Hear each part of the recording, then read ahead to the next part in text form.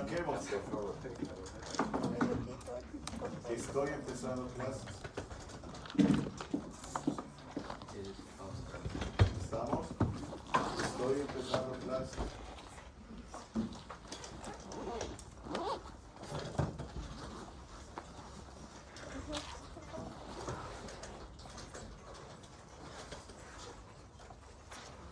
Derecho civil.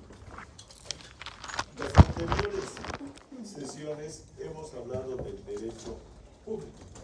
Hemos hablado del Estado, hemos hablado de la constitución política del Estado y finalmente hemos hablado del derecho del trabajo. Son normas absolutamente públicas. ¿Por qué? Porque papá Estado las va a regular, las va a regentar, las va a fiscalizar. En cambio, ahora entramos probablemente a la parte que más les guste, a la parte privada, es decir, al sector en el cual los sujetos de derecho, sean personas naturales o jurídicas, van a desempeñar actividades privadas. ¿Qué significa actividades privadas? Actividades civiles y actividades mercantiles. ¿Qué significa actividades civiles? Son las que ustedes hacen todos los días. Por ejemplo, cuando te casas, cuando te divorcias, qué sé yo, cuando tienes un hijo, son actividades civiles. Y en ese sentido, ¿por qué estamos hablando de derecho civil, Jacob, si nosotros estamos haciendo derecho en empresa? Porque el derecho civil es la parte más amplia o genérica y el derecho mercantil es una parte que está dentro del derecho civil. ¿Qué significa ello? Muchas normas de derecho mercantil las vamos a tomar del derecho civil cuando existan lagunas o vacíos. ¿De acuerdo? Por eso es que vamos a entrar a tocar el derecho civil. Es una materia fascinante. Hay gente que le gusta, hay gente que no le gusta. Y es una materia que los abogados la llevan durante toda su carrera. Empiezan el primer semestre con civil y cierran el octavo semestre con civil. ¿Por qué? Porque es así de amplio. Solamente vamos a empezar a comentar y nos vamos a meter en materia con el Código Civil. Este Código Civil fue aprobado o fue promulgado mediante Decreto Ley 12.760 del 6 de agosto de 1975. ¿Por qué les he leído esto? Decreto Ley, no una ley, porque el que era presidente en ese momento era Hugo Garcés Suárez, era un dictador. Y entonces ellos no sacan leyes, es el Congreso que saca leyes. Y entonces, para ponerlo más cute, no puso decreto supremo, sino que se inventó la figura de un decreto ley. Eso no existe. Eso no existe. Se dan cuenta, es una mezcla del Ejecutivo con el Legislativo, pero la sacaron el 6 de agosto del 75. ¿Por qué? Porque se conmemoraba los 150 años de el sesquicentenario. En ese sentido, de una manera muy desinteresada, el presidente Banzer entregó códigos al Estado boliviano. ¿Por qué lo he dicho de una manera muy desinteresada? Porque no deberías hacer eso. Es una ley o es una norma jurídica y no tienes que esperar un día especial para regalar algo a este país. Además, no le regales, hay que regularlo y pare de contar. O sea, eso de que voy a regalar algo es muy grandilocuente. Recuerden que el presidente Evo Morales quería regalar, en vez de estas de Banzer, él quería cambiarlas, porque obviamente ya habían pasado 50 años y quería tener las famosas o los famosos códigos Evo Morales. Afortunadamente no se le dio eso y además solamente debería ser aprobada por un número de ley. ¿Cuál es la diferencia entre un código civil y una ley civil? ¿Saben? ¿Creen que hay diferencia? ¿Quieren buscar qué significa código, por favor? Solamente código. ¿Le escucho? ¿En qué año, por ejemplo, va a ser este derecho? Acabo de decir en el sesquicentenario, 1975. Pues cuando justamente él estaba dictador, ¿no? Pero que acabo de decir, imagínense si no era presidente, él que iba a promulgar nada. Si Pablo habla- después es el único, la única persona que, creo que en América Latina, de que fue dictador y también fue elegido. No creo que sea el único, pero en Bolivia sí, probablemente. Ok, listo. ¿Qué es código?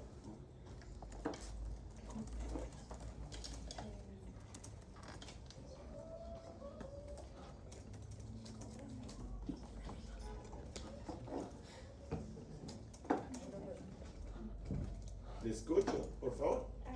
Bueno, el código en definición general, según es un conjunto de signos, símbolos o reglas que se emplean para representar y transmitir información, ideas o instrucciones de manera entendible dentro de un sistema determinado. ¿Alguien más tiene una definición de lo que es un código? Dama. El Código del Derecho es una recopilación sistemática y organizada de leyes y normas jurídicas. Dice, el código es una recopilación organizada y sistemática de leyes y normas que regulan una materia específica u un sistema jurídico completo, como el Código Civil o el Código Penal. Su objetivo es hacer el derecho más claro, accesible y conciso, superando la fragmentación y permitiendo una mayor certeza jurídica en la aplicación de las normas. Voy a volver. Un código es una recopilación organizada, estructurada, sistemática de leyes y normas que regulan una materia específica o un sistema jurídico completo como el Código Civil. ¿De acuerdo? Por lo tanto, es una compilación de leyes. El código es una compilación de leyes. Por eso tenemos código mercantil, código penal, código civil, código minero. La ley general del trabajo es una ley.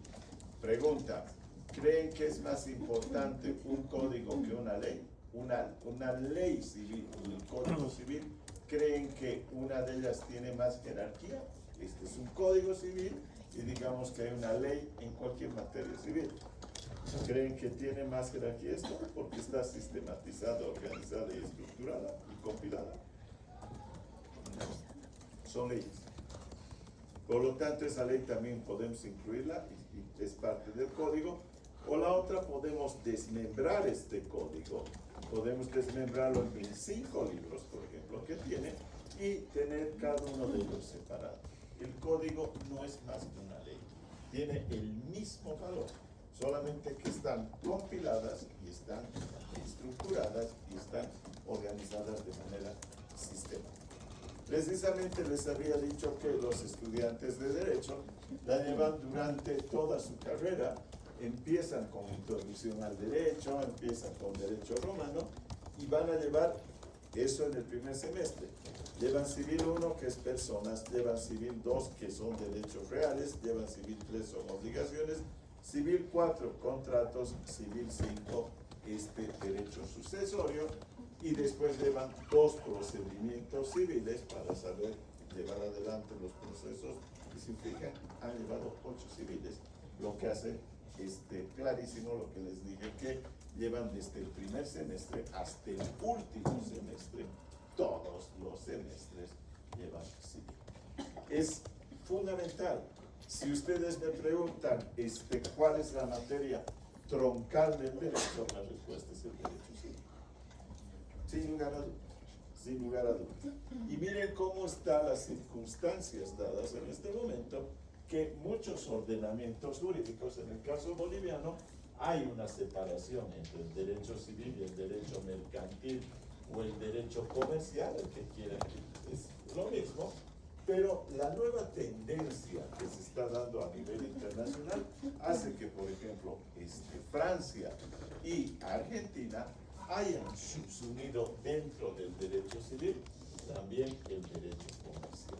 ¿Por qué? Porque dicen es un acto entre personas particulares. ¿Está claro? Probablemente sea la tendencia que adquiera Bolivia, no lo sé. Veremos qué dicen los legisladores. En este momento están separadas, tenemos código civil y código mercantil, pero en algunos otros países se ha vuelto, en este caso, si comparamos con el boliviano, sería el 6º libro que tendría el código civil, el código mercantil. El código mercantil es bien extenso también, lo vamos a tocar posteriormente, ya les he dicho, es una introducción, y que nos llevará unas 2 o 3 semanas, y después ya vamos a meternos con derecho mercantil. ¿Es un buen código civil? Sí. ¿Quién más nos regaló el código mercantil? Banzer. Banzer regaló, en realidad la palabra exacta es promulgó su gobierno, el código penal, el código civil, el código mercantil. ¿Qué hizo en ese momento? Modernizó el sistema jurídico boliviano quitando los códigos Santa Cruz, de Andrés de Santa Cruz, que eran de 1831. ¿Fue bueno o fue malo? Yo en verdad creo que sí merecía modernizarse ello. Nuestros profesores también nos decían ello, pero recuerden que una ley, por antigua que sea, no significa que esté caduca o que sea mala. El ejemplo claro que les voy recordando permanentemente es que todas estas leyes, todas esas disposiciones están sostenidas en el derecho romano, y el derecho romano tiene 2000 años. Se nota que los romanos fueron unos capísimos para hacer derecho. ¿Está claro? Si ustedes me preguntan, el derecho romano está alive and kicking, vivito y coleando. Y eso es admirable. No he dicho italianos, he dicho romanos. ¿Está claro? Romanos. Romanos no significa italianos. Los romanos también son parte de Italia, pero recuerden que ahí hay piemonteses, hay fiorentinos, hay ¿qué se llama? Venecianos. Una cosa es ser romano y otra cosa es ser de otras provincias de Emilia Romagna. El romano es Roma. ¿Está claro? Ellos son los que han hecho el derecho romano y han hecho el imperio romano, no los otros que ahora son imperios. Vamos adelante. ¿Por qué he hecho este comentario? Este código civil y el código mercantil están sostenidos o tienen como fuente principal el código civil y el código mercantil italiano. El código civil y código mercantil italiano lo hizo un caballero que se llama Francesco Messineo. Francesco Messineo era un tipo que yo lo odiaba en la carrera cuando estudiaba. ¿Por qué? Porque era muy complejo, era muy abstracto. Pero ya cuando maduras y cuando ves de otra manera el estudio de esas materias como el civil o mercantil, y ya no estás para probar el examen y responder bien y te vale madres, empecé a admirarlo y ahora es mi ídolo, Francesco Messineo. Es un tipo recontra abstracto, no se lo recomiendo para que lo estudien ahora, probablemente ni los de derecho quieren estudiar, por eso les doy libros más simplecitos como los de Kaun y compañía, que son piece of cake. En cambio, Messineo es un tipo muy, muy interesante. Hizo los códigos civiles y mercantiles de Italia, que fueron inspiración para los códigos civiles y mercantiles, entre otros, de Bolivia, de Chile, de Perú, de Colombia. Se dan cuenta que es un tipo muy, muy, profesionalmente hablando, muy capaz. ¿De acuerdo? ¿Son buenos, son malos? No, ¿están bien? Yo creo que estamos bien. ¿Te satisfacen? Sí, yo creo que sí. Satisfacen, y con ese prolegómeno nos vamos a meter a estudiar algunos de los artículos más destacados de este Código Civil. Les apuesto que les va a gustar. Les apuesto que les va a gustar. Vamos adelante. Dice, artículo, empieza y dice libro primero. Ya les he dicho que son 5 libros. Vamos a tocar el libro primero, que es de las personas. Habla de las personas naturales como nosotros y de las personas jurídicas como son las asociaciones o las sociedades. Dice el artículo 1. Quiero que me sigan la lectura para entenderla mejor. Comienzo de la personalidad. Cuando habla de comienzo de la personalidad, está hablando de comienzo de la personalidad jurídica, no de la personalidad psicológica. ¿De acuerdo? está hablando de la personalidad jurídica. Y dice, el nacimiento señala el comienzo de la personalidad. Al que está por nacer se lo considera nacido para todo lo que pudiera favorecerle, y para ser tenido como persona basta nacer con vida. El nacimiento con vida se presume, salvo la prueba contraria, siendo indiferente que se produzca naturalmente o por procedimientos quirúrgicos. Recuerden que esto es de 1975. ¿De hace qué? 50 años. Ok, volvemos. Dice comienzo de la personalidad. El nacimiento señala el comienzo de la personalidad, si quieren aumentar, jurídica. Al que está por nacer se le considera nacido para todo lo que pudiera favorecerle, y para ser tenido como persona basta nacer con vida. El nacimiento con vida se presume, salvo la prueba contraria, siendo indiferente que se produzca naturalmente o por procedimiento quirúrgico. Desglosemos. Dice, el nacimiento señala el comienzo de la personalidad jurídica. ¿Qué te significa la personalidad jurídica? Era la pregunta que no me respondieron. ¿Qué te genera qué? Derechos y obligaciones. Derechos y obligaciones. El momento, el primer segundo de vida que tú has nacido, tienes derechos y obligaciones. Ejemplo de derecho, derecho a la vida. Ejemplo de derecho al nombre, derecho a la salud, derecho a la alimentación, derecho. Pero también tienes obligaciones. Por ejemplo, una obligación que la vas a adquirir en el tiempo es el pagar impuestos.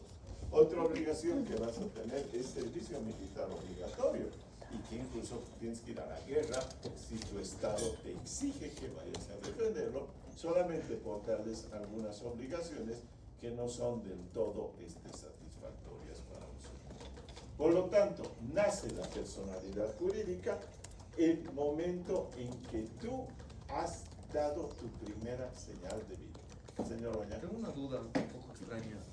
¿Qué obligaciones tiene una persona recién nacida? O sea, nos ha dicho los derechos, pero no una obligación que tiene ya de una vez una persona recién nacida. Su pregunta se ha adelantado. En realidad, las personas van a empezar a tener plenitud de derechos y obligaciones cuando lleguen a la mayoría de edad. ¿Está de acuerdo? ¿Estamos? O sea, por ejemplo, un ñato que tiene 7 años, ¿qué obligaciones tiene? Nada. Entonces, por eso, cuando llegue, ahorita hemos hablado del nacimiento de la personalidad jurídica, y en unos minutos más vamos a hablar de la capacidad jurídica, que es la que le genera derechos y obligaciones. ¿De acuerdo? En este caso, inicialmente solamente tienes derechos, porque eres un menor de edad. Por eso es que era tan importante la ciudadanía también, porque eso te genera derechos y obligaciones. Tengo el derecho de poder ser elegido, me llamo Edman Lara, y también poder elegir. Yo me llamo Juancito Pinto y voy a ir el próximo 19 a elegir a mi presidente. ¿De acuerdo? Aquí, quiero que este artículo es fundamental y empiecen a ver y a valorar lo que estamos hablando. El nacimiento señala el comienzo de la personalidad. ¿Por qué? Dice, al que está por nacer se le considera nacido para todo lo que pudiera favorecerle. Por ejemplo, ¿qué? Lenens está en el estómago de su madre, y entonces tiene abuelos, tiene bisabuelos, y tiene tíos que, si uno de ellos fallece, les da, si él nace, sin lugar a dudas, va a seguir en la línea sucesoria para poder ser un heredero. Entenderán esto mucho más si se imaginan una familia o una casa real donde los primogénitos, los que nacieron varones tienen prioridades, etcétera, etcétera. Dense cuenta lo que está diciendo. Por eso es que al que está por nacer se lo considera nacido para todo lo que pudiera favorecer. ¿Y por qué he incidido 2 o 3 veces en este segundo parágrafo de este artículo? Porque miren la contradicción que se puede dar en un tema tan complejo y tan, en este caso, polémico, como es el aborto. ¿Por qué? Porque el propio sistema, o dentro de una sociedad, el ordenamiento jurídico te puede decir, reconocemos el aborto, por distintas causales. Puede ser por deformación, puede ser por violación, Puede ser por muchas cosas y realmente les he dicho que ese es un tema para mí muy complejo como la eutanasia, que yo no tomo parte de eso. El que esté libre de culpa que lance la primera piedra. Siempre lo he dicho en esos dos temas. ¿Por qué?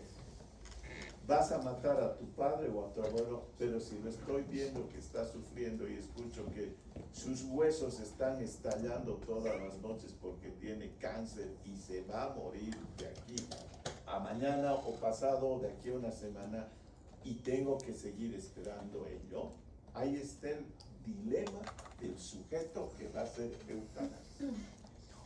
¿Está claro? Véanlo así. Lo mismo, el aborto. Tú no puedes obligar a una persona que tenga un hijo cuando no lo quiere tener. ¿Cómo le vas a obligar? Y muchas veces vemos que detrás de la persona que está yendo a hacer el aborto hay toda una complicidad. ¿Y quiénes pueden ser? Los enamorados, los maridos, los padres, los amigos, las hermanas, los tíos, etcétera, etcétera, que se vuelven cómplices también de esa decisión que está tomando esa persona. ¿Han visto? Persona, porque antes de ser mujer u hombre, es una persona. Y hay que respetarla como persona. Vamos adelante. Por eso dices que paradójico. O sea, van a matar o van a abortar a una persona hasta las 6 semanas, de acuerdo, eso dice la ley. Pero ¿qué pasa si de pronto una madre decide abortar a los 6 meses, a los 7 meses? El ordenamiento jurídico te lo prohíbe. Y ahí está el doble discurso, no voy a hablar de moral. La norma es muy objetiva, es norma jurídica, no es norma moral. Y entonces, ¿qué pasa si de pronto, un día antes de nacer su hijo, agarra y dice, no quiero tener este hijo, porque lo ha pensado? Entenderán que a las 6 semanas probablemente no había ni mencionado la responsabilidad que se está generando. Y en este caso, ya no puedes abortar. Hubo un deadline y te dicen, a partir de este deadline, tú no puedes abortar. Tú no puedes abortar. Lo tienes que tener al hijo sí o sí. Y de pronto, si un día, una hora, un minuto después de haber tenido a tu hijo, decides aniquilarlo, te vas a ir a la cárcel por infanticidio. ¿Está claro? Te vas por infanticidio. Dígame. Pero aquí el artículo dice que se considera ya nacido. O sea, si estamos hablando del tema del aborto, es antes, ¿no? O sea, no hay una contradicción. Usted no me entendió lo que he explicado. Perdóneme que le diga. Quiero que me pregunte algo que he explicado. Le he dicho, hasta 6 semanas puedes abortar. Después de las 6 semanas, el ordenamiento jurídico ya no te permite. Está protegiendo la vida. Claro, pero, o sea, entonces justamente aquí, digamos, la ley misma protege a esa persona antes de nacer incluso. Entonces, digamos, Pero claro que protege. A partir de las 6 semanas y un día ya te está protegiendo. ¿Cuál es el punto o se me ha perdido? Creo que estaba bastante claro. no, justamente aquí el artículo dice el nacimiento, o sea, justamente una vez que naces, o sea, es cuando ya saliste del estado de la mamá, digamos, justamente, entonces, mientras tanto, aún no has nacido. Eso tiene toda la razón, pero clarito dice, al que está por nacer, no dice al nacido, al que está por nacer, se le considera nacido para todo lo que le beneficie. Eso es lo que está diciendo, al que está por nacer. ¿Ok? Déjeme terminar y seguimos hablando. Dice, el nacimiento con vida se presume, salvo la prueba contraria, siendo indiferente que se produzca naturalmente o por procedimiento quirúrgico. En este caso es la cesárea, pero hay cosas que se han avanzado. Es la inseminación in vitro, por ejemplo, ¿no es verdad? Estás hablando de cosas que ahora, en ese momento no estaban avanzadas. La subrogación de el útero materno, ¿no es verdad? O sea, hemos avanzado muchas cosas más. Incluso, pero aquí no la ponen todavía porque se llaman derechos humanos de la 4ª generación, la clonación. ¿Se dan cuenta que la clonación es un tema muy, muy complejo? Porque está sacando, es su nombre, está sacando un clon, está sacando un duplicado de un sujeto que existe. No es verdad, pero ese no es un tema en este momento para tocar. Lo que estamos tocando es las formas de nacimiento.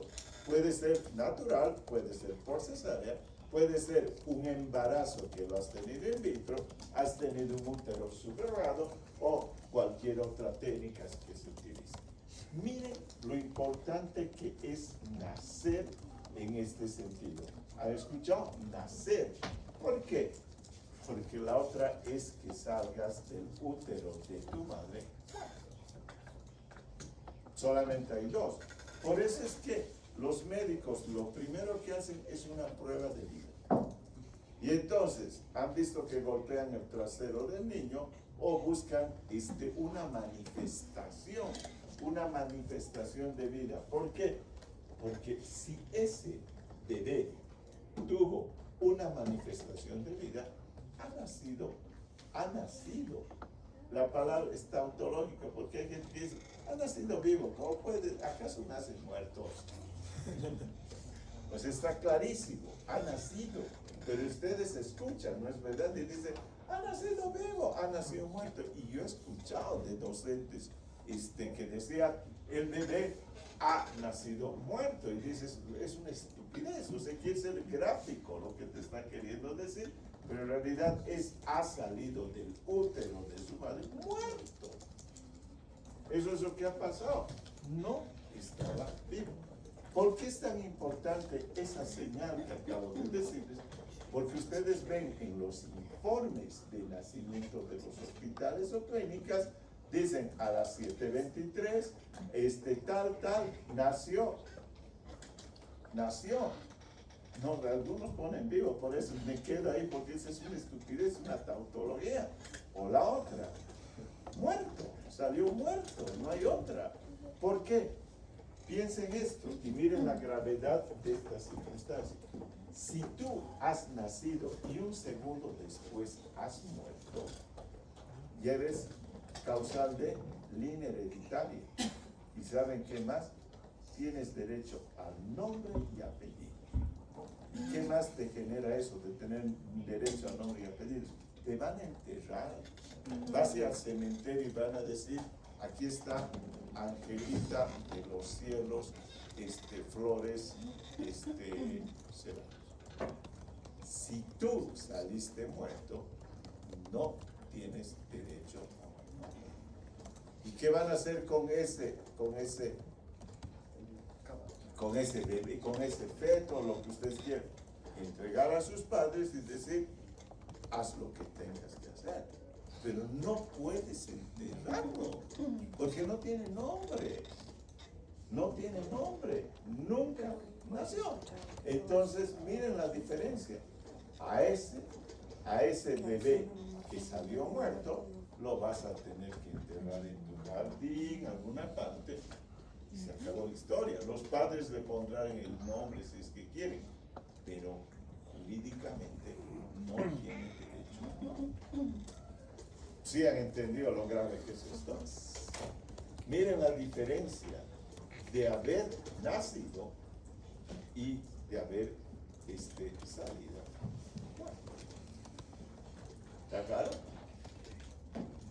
¿Está claro? Ahí está. ¿Está? Doctor, una consulta. Cuando sale el útero muerto, ¿hay alguna prohibición para que se entierre al bebé? ¿Hay alguna ley que te prohíba? A ver, te lo entregan, te entregan. Aquí, Swift, listo. Bueno. Pero como padre yo creo que van a querer. ¿Cómo vas a poder enterrarlo si nunca ha nacido? Ese es el tema. Quiero que tengan ese sentido común. Si nunca nació, ¿a quién estás enterrando? ¿Me entienden? Jurídicamente, o sea, biológicamente dices, aquí está calentito, ha salido del útero, etcétera, etcétera. Está muerto. Y el derecho en esto es muy objetivo. ¿Está claro? ¿Por qué son las 6 semanas, saben? ¿Por qué se plantean generalmente entre 6 y 8 semanas para abortar. Porque dicen que no tienen sensibilidad. Pero aquí hay una gran discusión sobre eso. Todavía hay una gran discusión. Dicen que es un cigoto. No es verdad, es un huevo el que entra. Pero no lo vamos a saber. Probablemente con el tiempo lleguemos a ser más sofisticados.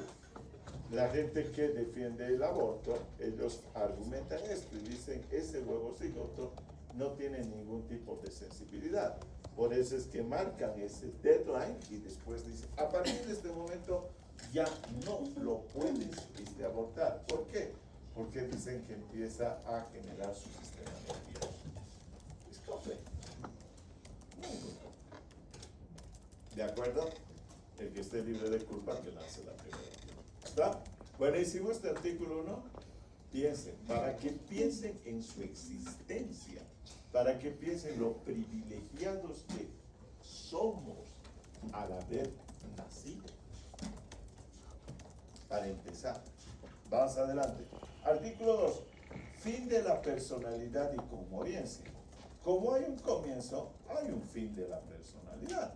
Y dice, la muerte pone fin a la personalidad. ¿Está claro? Pero te pone fin a una personalidad entre comillas. ¿Por qué? Porque hay una cosa que se llama, ¿qué? Sucesión. Y entonces, por eso es que tú tienes 2 apellidos, porque eres sucesor de tu padre y de tu madre. Y les vas a suceder en sus herencias, en sus bienes, en sus acciones, en sus activos y también en sus pasivos. Y ahí empiezan tus obligaciones. No es verdad, te voy a recibir una herencia de $1 millón. Sí, monstruo, pero no sabes que tienes un crédito de $850,000.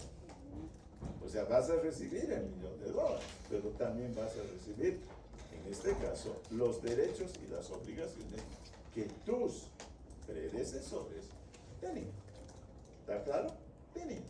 Vas a ver en su momento que puedes renunciar a ello, pero lo tienes que renunciar antes, no cuando digas, a la miércoles mi padre está quebrado, ahora ya no me interesa. Lo tienes que hacer antes, con bastante tiempo antes, y decir, no me interesa recibir esta herencia. ¿Por qué? Porque sé que tiene números rojos. Y es absolutamente natural. Si sabes que tu padre o tu madre han sido dispendiosos o tienen números rojos, el propio ordenamiento jurídico, miren, el derecho es muy sabio en estas cosas. Dice, puedes renunciar. Vas a ir donde el juez y decir, yo no quiero ser heredero de mi madre o de mi padre. ¿Por qué? Porque tiene más pasivos que activos. ¿Y por qué el juez te va a dar la razón? Tiene usted toda la razón. Porque yo no puedo ir a resolver el tema patrimonial de una persona en desmedro del patrimonio de otra. ¿Sí se entiende? ¿No es verdad? Está logiquísimo. Y en este sentido, el tema, por ejemplo, ayer que se ha agarrado entre el señor Lara y el señor Velasco, es que Velasco lo ha respetado mucho. Yo le voy a mandar chorizo. Perdónenme, pero perdónenme. O sea, que si tu padre es un asesino, tú tienes que ser asesino, cargar la responsabilidad. Por favor, por favor. Ha sido demasiado, en este caso contemplativo, el señor Velasco. Y realmente le daba pena porque el tipo, tac, le incidía.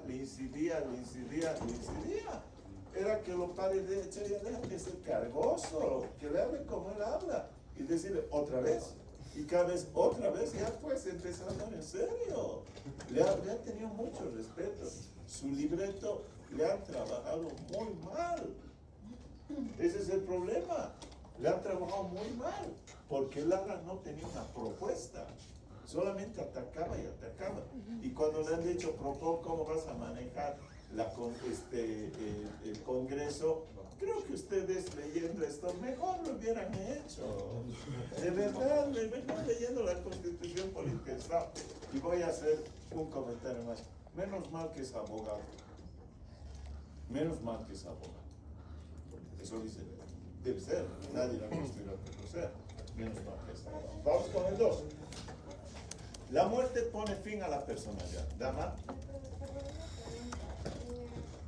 Si la herencia es un derecho para uno, entonces ¿qué pasa si tus padres no te dejan nada? En el testamento te ponen como que no quiero que mi hija reciba. ¿Puede haber algún problema a raíz de eso? eso será pues, en la ley americana. Aquí están sí o sí obligados a dejar. Cada país tiene su propio modelo.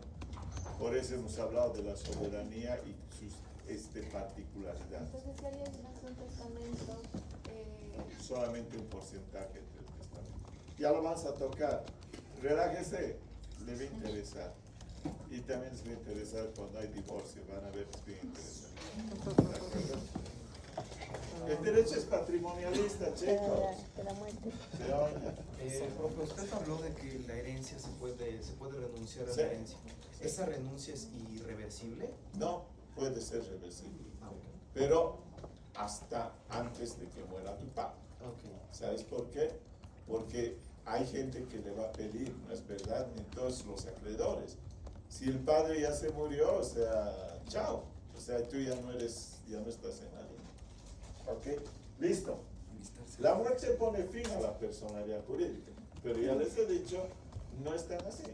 ¿Por qué? Porque ahí está, se llama que el derecho habiente, el que te está dando derechos, y el causaviente, el que está recibiendo derechos. O habíamos dicho que el que deja la herencia se llama decurios o derecho habiente. Dice, la segunda parte, miren lo interesante que es.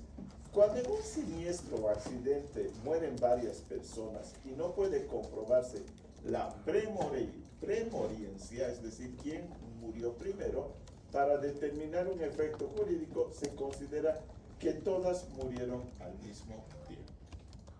Cuando en un siniestro o accidente mueren varias personas y no puede comprobarse la premoriencia para determinar un efecto jurídico, se considera que todos murieron al mismo tiempo. Pongamos un ejemplo, un accidente. ¿No es verdad? Y ahí está toda una familia.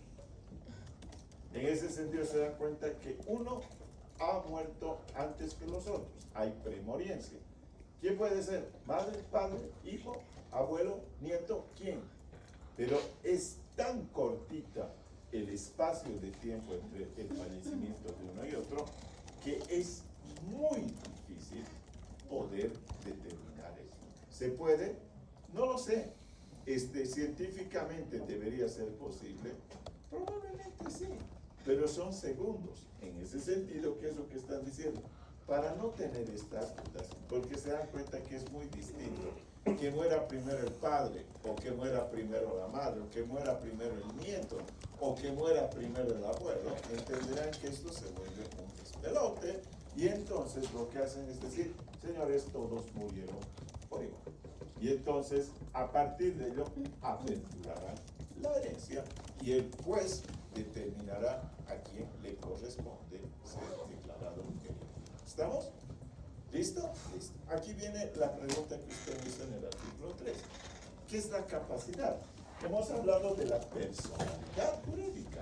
Es lo que tú tienes, pero ahora viene la capacidad y dice, la capacidad, artículo 3, y dice, toda persona tiene capacidad jurídica. Esta capacidad experimenta limitaciones parciales solo en los casos especialmente determinados por la ley. Aquí, esto les pido, por favor, esta definición que se las voy a dar es de Francesco Messineo, que es de los pocos conceptos que realmente lo he memorizado. ¿Por qué lo he memorizado? Por la necesidad o por la repetición permanente de esto. ¿Qué significa la capacidad jurídica? Aquí dice capacidad jurídica. Y lo define excelentemente Messineo, y ahí empieza mi enamoramiento con Messineo. Dice, es la aptitud legal, no biológica, es decir, jurídica, es la aptitud legal para adquirir derechos, contraer obligaciones y poder ejecutarlos o ejercerlos. Voy a volver a repetir, ¿qué es la capacidad jurídica? Es esa aptitud legal para adquirir derechos, contraer obligaciones y poder ejercerlos o ejecutarlos. Por lo tanto, se darán cuenta que es el derecho el que te va a reconocer si tú tienes esa aptitud. ¿Por qué? Aquí dice, esta capacidad de experimentar limitaciones parciales son los casos especialmente determinados por la ley. ¿Qué significa? Hay personas que no tienen o están limitadas sus capacidades. Por ejemplo, una persona menor de edad, ¿qué es menor de edad? ¿Está claro? Que va a llegar a tener mayoría de edad, sí, pero mientras no llegue ese tiempo fatal, que se llama de cumplimiento, no es en visión negativa.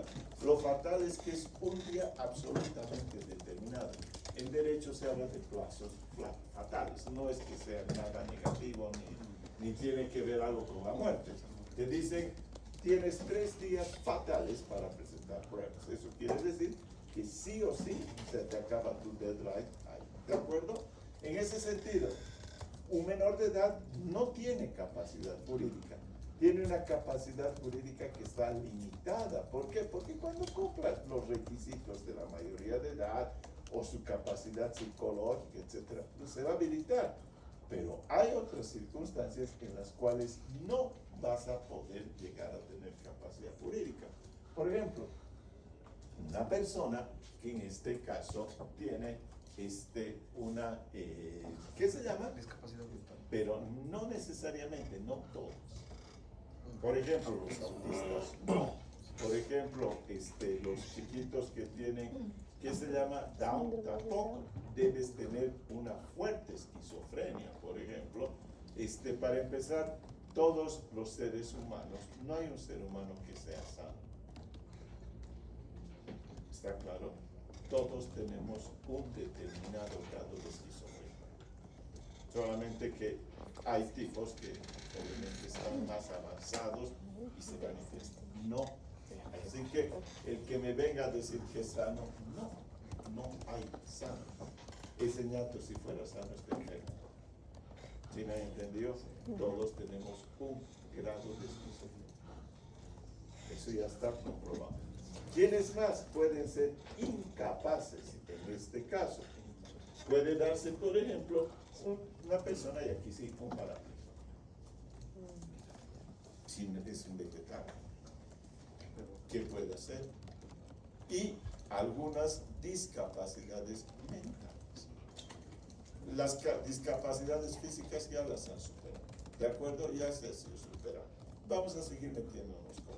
¿Está claro?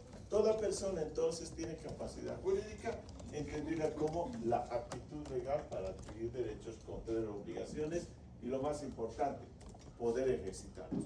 Lo tienes que demostrar. He pasado los 18 años, puedo casarme, puedo hacer un trabajo, puedo hacer una empresa, puedo divorciarme. Ahí está, estás ejercitándola.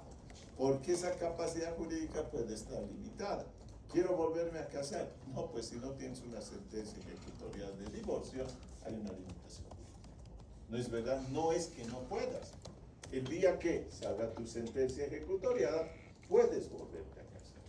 Claro que puedes volverte a casar. La otra, voy a seguir haciendo negocios. No, porque tú tienes una sentencia de, en este caso, por ejemplo, de haber puesto una bancarrota a una empresa y mientras no cumplas tu sentencia, no estás habilitado para poder abrir una nueva empresa. Esas son las limitaciones a la capacidad jurídica. Cerremos con el artículo 4. Dice mayoría de edad y capacidad de obrar. Dice, la mayoría de edad se adquiere a los 18 años cumplidos. El mayor de edad tiene capacidad para realizar por sí mismo todos los actos de la vida civil, salvo las excepciones establecidas por la ley. El mayor de edad tiene capacidad para realizar por sí mismo todos los actos de la vida civil, salvo las excepciones establecidas por la ley. Aquí tenemos 2 minutos y voy a cerrar sobre esto. La mayoría de edad, ¿por qué creen que es a los 18 años? ¿Cuál es el argumento? ¿Creen que es algo aleatorio? ¿Por qué? La madurez. ¿Por qué a los 18 años? La madurez que una persona puede adquirir con los años. para la toma de decisiones. Pero, dama, recuerde que en otros países la mayoría de edad puede ser a los 21, o puede ser a los 22, o 20. Lo que usted ha dicho es cierto. Se supone que los bolivianos han hecho un estudio en ese momento y han visto que has llegado a un nivel de madurez, tanto físico como psicológico, a los 18. Por eso es que hay cosas que están precisamente marcadas por él. Si ustedes se fijan en el bachillerato, se supone que debes hacerlo a los 18 años. Se supone que tienes madurez ya para poder estudiar una profesión, un técnico medio, lo que sea. Académicamente estás intelectualmente armado para hacer ello. Si ustedes se fijan, hace varios años eso ya se ha relativizado, pero la mayoría de mises que se daban eran a los 18, 19, 20 años. Ahora ya se ha relativizado, incluso hay candidatos de 40 años. Pero ¿por qué eran 18, 19, 20 años? Porque se supone que han llegado al mayor grado físico de esas personas, ¿no es verdad? Y ahí está, ahí marcan a los 18 años. Ahora, muy interesante, en Bolivia tienes capacidad física y capacidad jurídica a los 18 años. Por ejemplo, derecho civil, perdóneme. Por ejemplo, en la Argentina no. A los 18 años tú puedes conducir un vehículo, puedes hacer muchas cosas, pero contratos comerciales o mercantiles 21 años. ¿Por qué? Porque consideran que todavía tienes un grado de inmadurez. Y aquí voy a cerrar nuestra charla de hoy día. Chicos, a ver, dense la vuelta y véanse a los 18 años ahora. ¿Cómo se ven a los 18 años?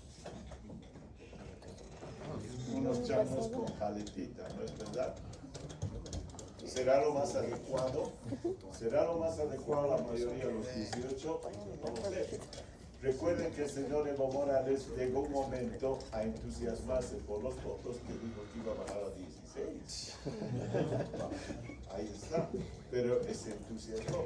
¿Se dan cuenta un chango de 16? De verdad, es un niño. Es una niña. A los 18 todavía somos niños. Si en este momento tengo que recordar que no están en high school. Listo, nos vemos el miércoles. Gracias.